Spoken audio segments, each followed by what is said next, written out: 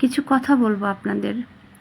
আসলে নারী এবং পুরুষ এটা কোনো বিষয় না। আমি দেখেছেন আমি রাঙ্গুনিয়াতে একটা মসজিদের ঢালাই দিয়েছি। গত 2 দিন আগে ভিডিওটা ছাড়া হয়েছিল।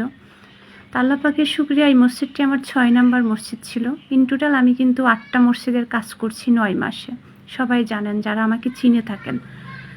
এখানে কয়েকজনে আমাকে স্পেশালি ইনবক্সে যে বলেছেন যে আপনি মেয়ে মানুষ, মসজিদ বানান ঠিক আছে, মসজিদ আবার মসজিদের উপরে উঠে আবার ঢালাই দেন, এটা আবার কোন ধরনের, মানে একটু অন্য টাইপের মন্তব্য করছেন। মসজিদের কাজ যখন আমি করতে পারি, আল্লাহ আমাকে করার সবাইকে নিয়ে তৌফিক দান করছেন। আমার যে ভাই বোনেরা আছেন সবাই আমার পাশে আছেন। কথা হলো যে এই এলাকার ভিতরে 8 কিলোমিটারের মধ্যে কোনো মসজিদ নেই। আর এই মসজিদের ছাদ এবং মসজিদ যে হবে এটা এলাকাবাসীর কাছে একটা স্বপ্ন ছিল। এমনকি যে সভাপতি, উনি এখন ওনার বয়স 90-এর ঊর্ধ্বে, উনি নিজেও কোনোদিন ভাবে না যে এখানে এমন একটি মসজিদ হতে পারে। তো যেহেতু আমি দায়িত্বই আছি, নিশ্চয়ই আমার সব কিছু আমাকে দেখে শুনে করতে হবে। আর আমি ঢালাই দিলে আপনাদের প্রবলেমটা কোথায়?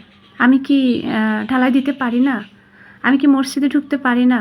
একটা মেয়ে যদি মসজিদের কাজ করতে পারে, আর কোনো হাদিসে কোরআনে তো সেটা উল্লেখ নাই যে মসজিদে উঠতে পারবে না, কোনো মেয়ে স্পর্শ করতে পারবে না, তাহলে মক্কা মদিনায় তো মানুষ যেত না, মেয়েরা যেত না, বিশেষ করে পুরুষদের জন্য হতো।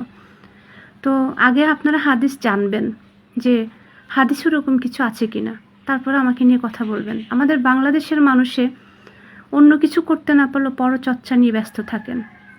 এই বাংলাদেশের পরচর্চা জীবনও কোনোদিন বন্ধ হবে না। আর আমাদের বাংলাদেশ পরচর্চার জন্য কখনো উন্নতি হবে না। কারণ যেই উন্নতি করতে যাবে তার উপরেই উল্টে দোষারোপ এবং অপবাদ আসবে। কারণ এই যে আমরা পরচর্চায় বেশি অ্যাক্টিভ থাকি। তো আশা করি আমার কথাটা বুঝতে পারছেন।